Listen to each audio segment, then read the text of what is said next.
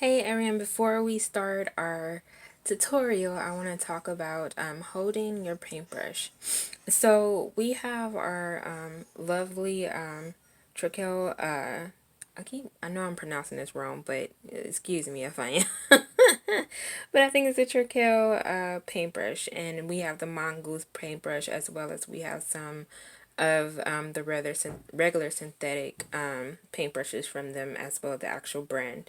So this is a filbert brush. So I wanted to talk to you guys really quick about how to hold your paintbrush. So if you notice, this paintbrush has a long handle, and normally long handles are basically for painting from a distance. So normally you will paint on an easel and you're painting from a distance. So you normally want to hold your brush in between your thumb and your index finger. So that's very similar to how we use a pencil. I need a pencil out. A pencil when we're drawing in between our thumb and our index finger, and we're normally drawing with our shoulder and pivoting to get sharp edges.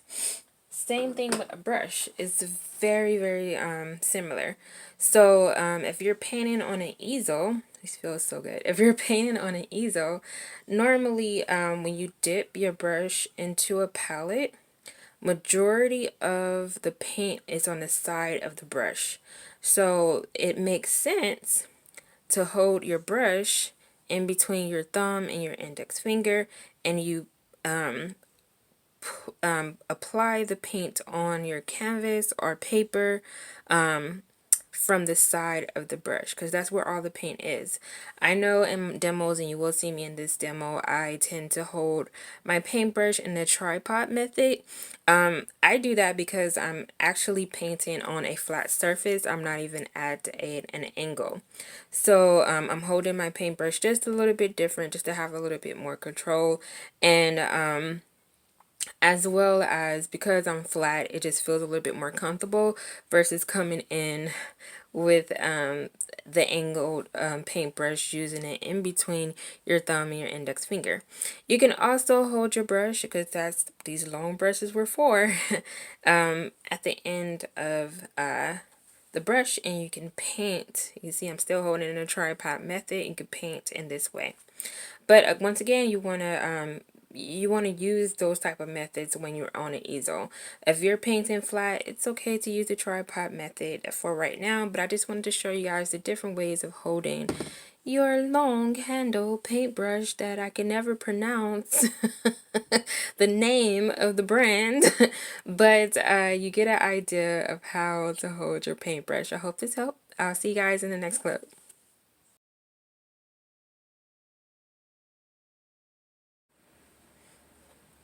Hello everyone, this is Juri, and I'm back with another demo. So for my Ryman students, this week we are going to deal with 4 different types of underpaintings. So this week I wanted to introduce you guys to all the different types of underpaintings. Underpainting is very important to painting, the painting process in general. Normally you start with an underpainting, and then you go on top of that painting with your actual desired painting approaches, meaning that you tend to start lean over fat. So you'll get all of your values out, or at least your light logic and values, or possibly even a run of just those first layer of colors. But normally you're just trying to get something down and get rid of either the white of the canvas or paper, or get rid of the gray of the canvas or paper, or the brown. Normally that's what it is, but it's a starting of the painting. So in this tutorial, I'm going to go over the 4 different types. So we have an Premature.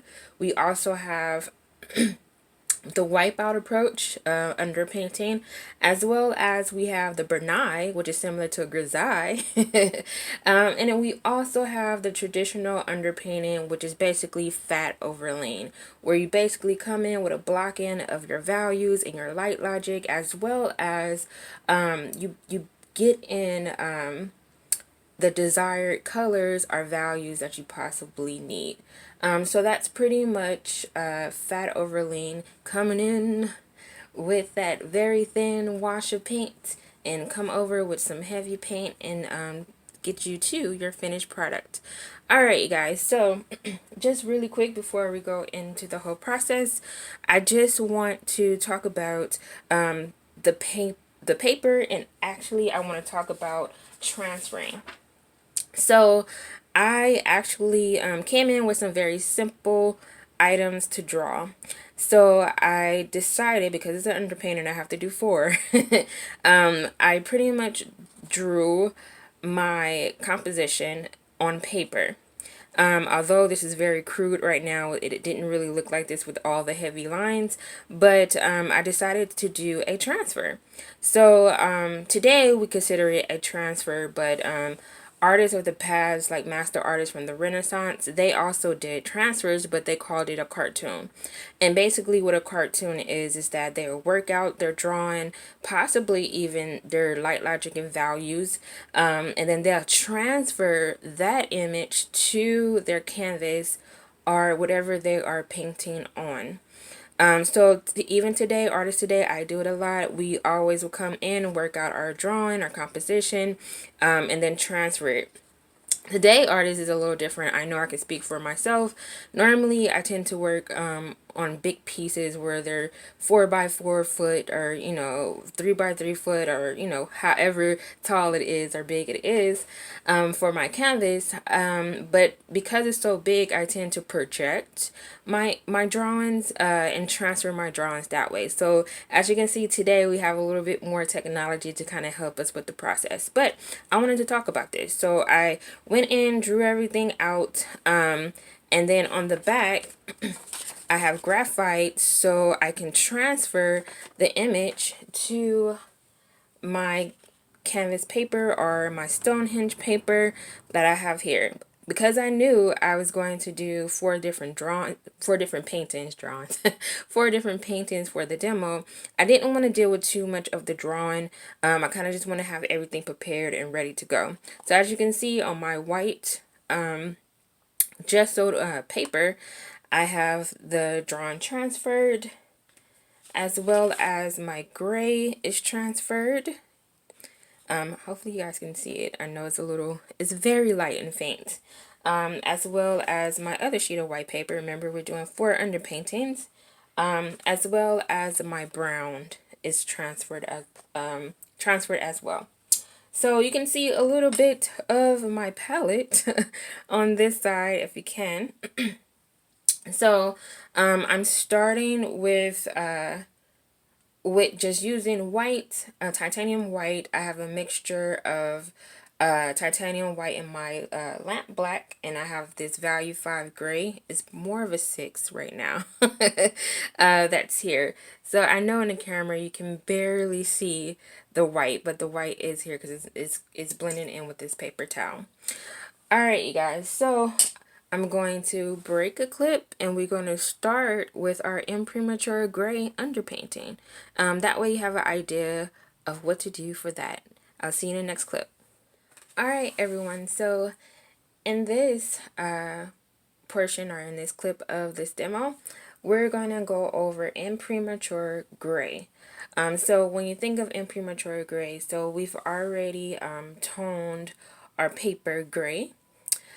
For me, I came in with a gray gesso that allowed me to have that gray tone that's there. So now that we have that, I have my painting taped to my board. So with Premature Gray, this type of underpainting, Premature can be any color. It can be any natural color that you would want it to be, like gray or brown, like a light orchid color, sometimes a reddish brown. It's normally just a natural color that you will use.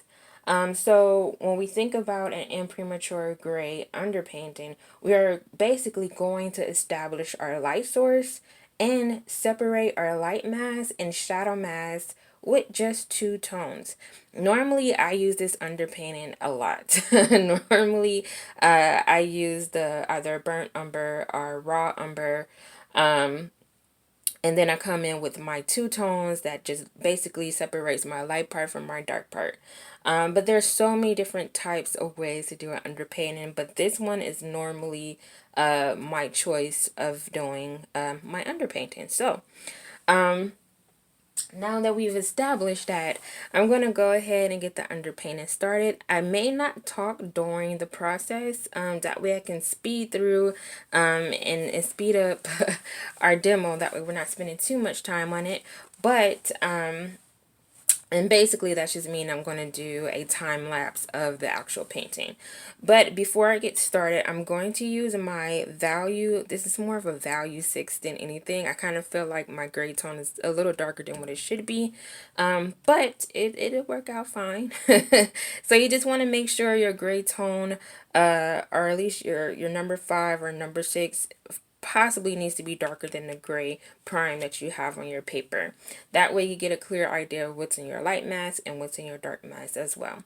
Alright guys, so I'm going to go ahead and get started.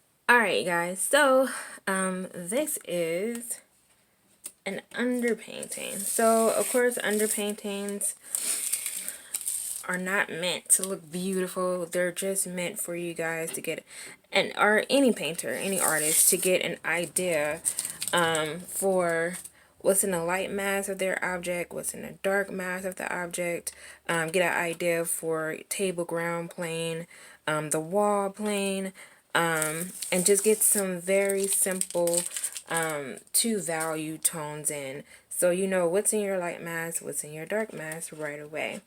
So genuinely they don't come out looking like beautiful paintings. You can definitely get a beautiful underpainting if you spend more time on it, but for us it's just an underpainting. It's the start of the painting. So once you have that's here, normally you'll let it dry, and then of course you wouldn't take the tape off. And then you'll come in with your paints, whether it's in color, whether it's in black or white, and then you'll get in your values that's in your dark mask, and then getting your values in your light mask, and also fix your drawing as you're painting, because I know my drawing is a little bit wobbly now. And then once you're done with that, you'll have a complete painting that's there for you. So this is always the start of any painting that you do. So this is our underpainting number 1, which is the gray in Premature. So I'll see you guys in the next clip, and we're going to go over the next underpainting. Hey everyone, so in this clip we're going to go over the the underpainting that deals with a wipeout. So normally the wipeout underpainting, I've done mainly in oil paints, but it can be done in acrylics. You just have to move very fast before your paint starts to dry and get as much of that paint out and just wipe it out as much as possible. So basically with a wipeout underpainting, we are going to start with a white canvas. So you need your white paper for this. Draw out your composition. You want your composition already drawn out. We're going to do a thin gray wash over it. And then we're going to wipe out our lights. So we're still in the idea of separating light part from dark part, establishing our two tones, as well as establishing our light source. So that's the same idea that we're looking for in this underpainting. So I'm gonna go ahead and get started.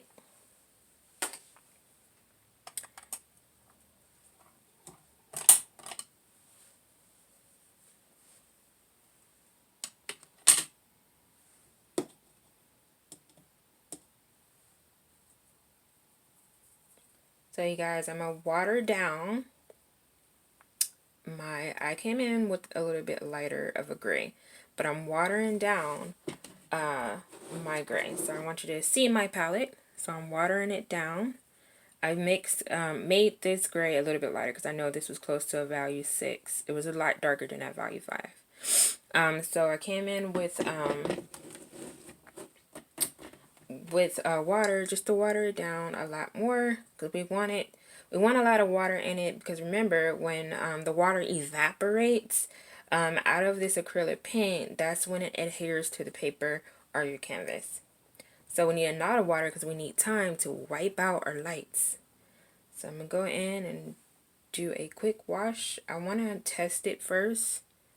I think that's about where I want it. You can see how thin it is. And I have to move fairly fast.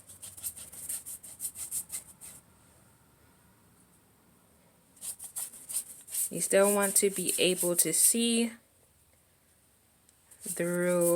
your drawing through the gray. Alright, so I'm going to start wiping out.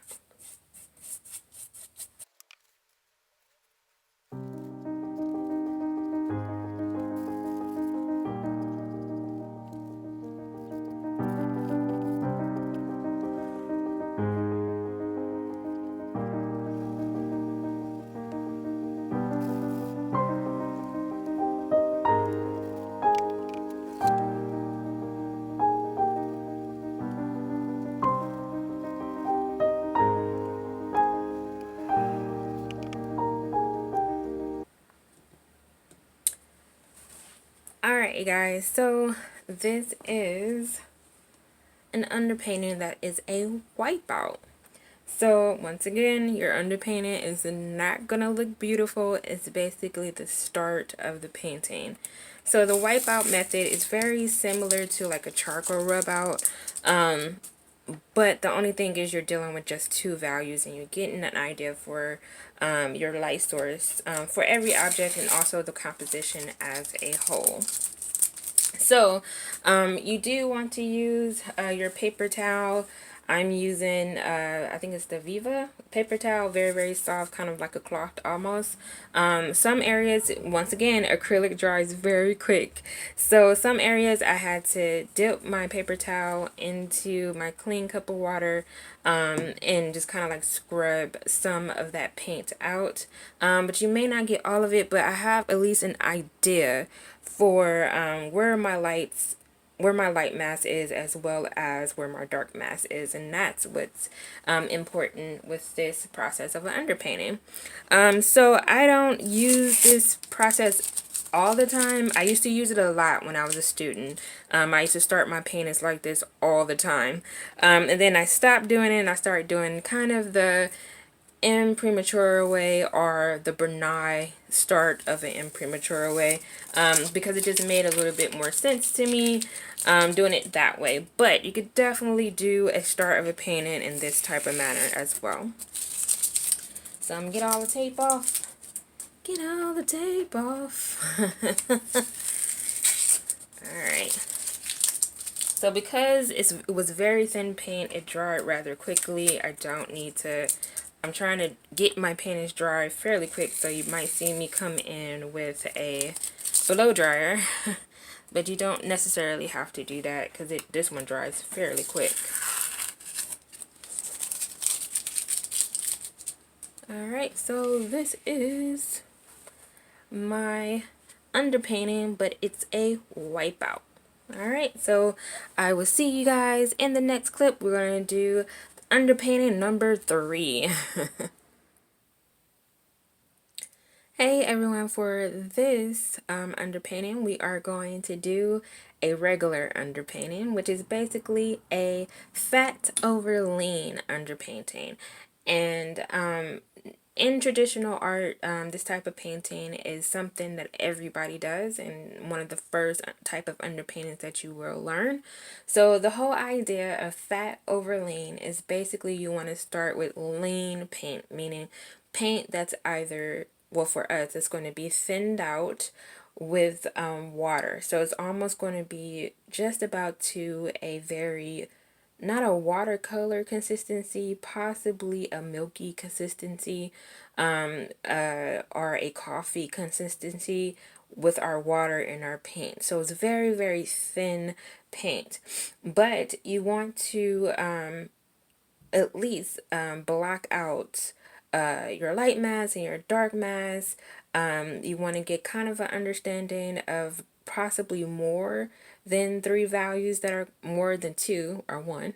You're going to have 3 values that are going to paint, that you're going to paint down. So you're going to start with your white paper that has been gessoed with white. And what I've done is I've mixed up about 3 values. So I have my white, I have a middle value, as well as I didn't go in with my black because I know this is going to be an underpainting. I didn't want to go directly to dark. I wanted a darker value, but I wanted my values to kind of make sense to start with, because I can always darken up things as I begin to put fat paint over. And when you hear fat over lean, the fat is basically thicker paint for us, since we're using acrylic, thicker paint, less water. Or you can come in with your paint out of the tube, and possibly you could thin it out just a bit with your medium. So you keep in mind that this type of underpainting, you can black out all values and color with thin paint. Still consider your light logic principles as well. So we haven't gotten into color just yet, so I'm keeping this underpainting just using our values. When we get into color, then you'll be able to see how you can block out within paint your colors as well. So I'm going to go ahead and get started. And the goal is to get everything down with thin paint. And sometimes you can move rather quickly through it.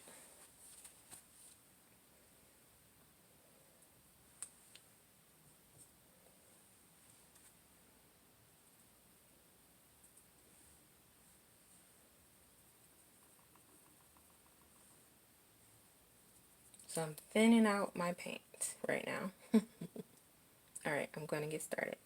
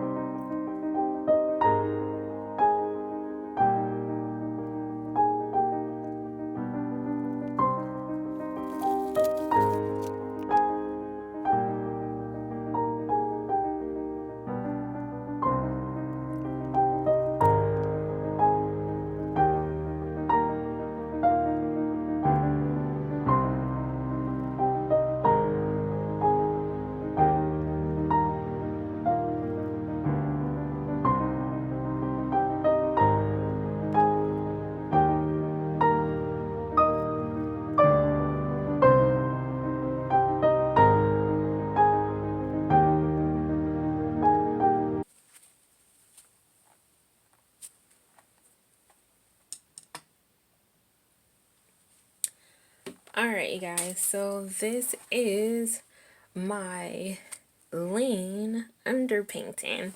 So normally if you're doing, it can be a monochromatic painting like this is, which is basically your grays in black and white, or it can be any other color that's monochromatic, or you can come in with a quick color block in of an underpainting with thin paint, and then once it dry, come back over it with the actual fat, meaning paint that either has a little bit of medium in it or more paint than water, and you start to really work out your painting. So once again, it's not supposed to be a beautiful painting. Underpaintings are just meant to kind of give the artist a start, a started point in the painting, and just kind of get an idea of just different values, mainly 1 to 2 values, as well as your light logic, where's the light hitting, what's in the light mass, what's in the dark mass, things of that nature. All right.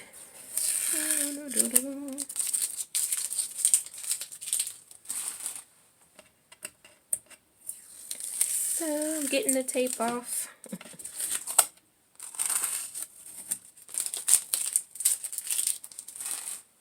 And the last strip. Oops. Moving too fast toward my paper.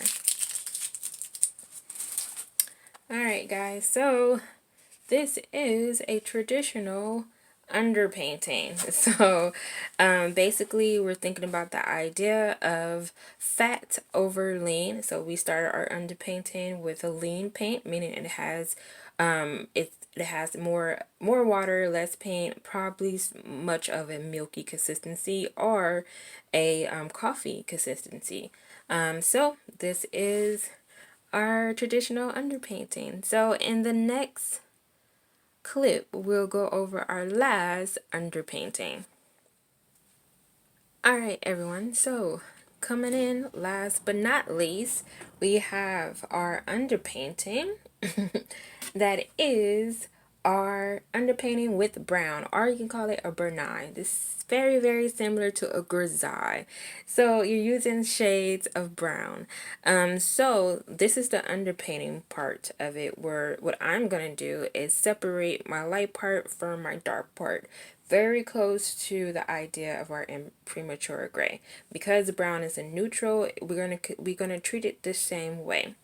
I'm talking about our brown underpainting, our Bernai, because for your homework assignment, you are going to do a Bernai. I'm going to show a quick video of what do I mean by what a Bernai looks like, but it's very similar to a grisaille. Instead of using black and white, you're using raw umber, white, and also ultramarine blue. So I'm going to get started with the underpainting, and then I'll talk about the Bernai process. I'm not going to do it because you will have an idea of how to do it because you've already done it for homework with your grisaille. So, but I'll give you a little bit of feedback on how to get started on it. Alright you guys, so I'm going to get started on the underpainting process. So, once again, we're using our raw umber that's here, and then I'll talk about your palette for homework.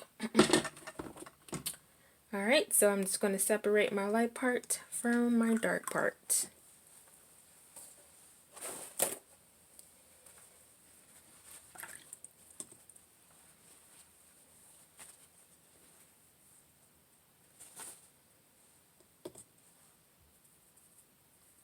And I want to thin out my paint with water.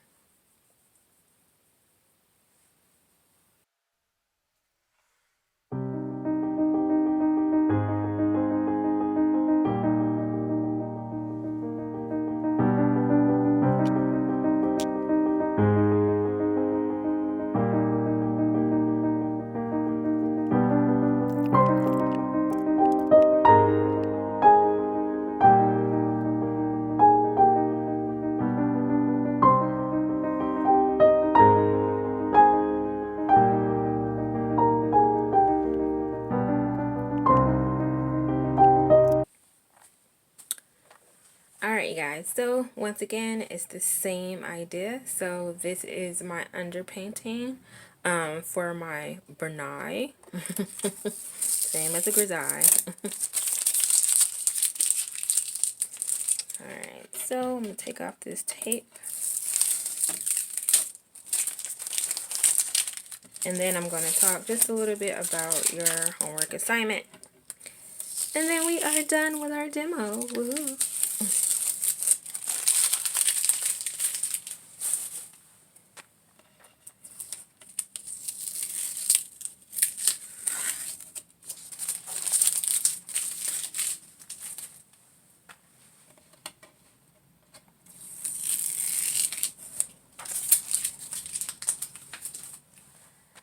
Alright guys, so for your homework assignment, you're going to do a Bernai painting. So once again, the Bernai painting is very similar to a grisaille. So you're going to come in and you're going to have your palette is of 3 colors. So you're going to have your raw umber, you're also going to have ultramarine blue, you're also going to have white. So with this palette, it's very similar to our grisaille palette, which was black and white, and they mixed all your grays. So you want to use the values of 1 through 9. Same thing here, you want to use values of 1 through 9. So you're going to take your raw umber that's here, and you're going to mix your values that moves towards your tint, which is a white. So these are going to be your, you can say this is going to be your 1 through 5 values. Then you're going to mix your shades. So your shades are going to be your 6, 7s, and 8s and 9s. So your 9 is basically mixing your ultramarine blue with your brown, which is going to give you a black. Then you want to mix less and less and less ultramarine blue, because the more you use, the darker that brown is going to get. And if you think about it, our brown is already a very dark local value. Technically our brown can be a 7. So that means that you're only probably going to mix your 8 and your 9. So you want to think of it that way, because think about how dark that local value already is.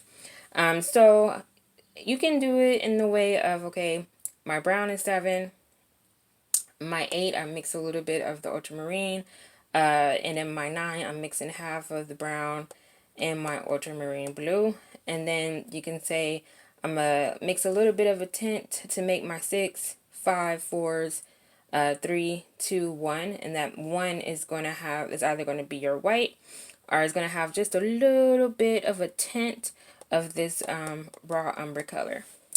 So in class I would talk more about the Bernai, but I just wanted to talk a little bit about that palette for it. So for your Bernai painting, just like we did this underpainting, you want to start with your Stonehenge paper. You want to gesso it. You want to give it a raw umber prime. And then you want to make sure that that raw umber is watered down. Let it dry. You're going to come in, you're going to draw your composition out on your paper, or you can do it on a drawing paper and transfer it, either or. And then you're going to come in with your underpainting, which is here, which you're separating your light part from your dark part and your cast shadows. You have an idea where your lights are going to be. Then once that's there, then you're able to come in with your 9 values of that raw umber, and you want to use your your dark values for your shadows, and then your midtones, and then also your lights. Same thing here, dark values, midtones, also your lights. Same thing here. And then you want to get a gradation in your background, gradation in your table ground. And you want to think of the fat over lean rule. So we have this thinned out paint that's here. When you start painting over your underpainting, you want to come in with thicker paint, less water, or come in with your medium. 9 times out of 10 you will use your medium, and you can thin out your paint with your medium, but you still want a thick consistency over that thin layer.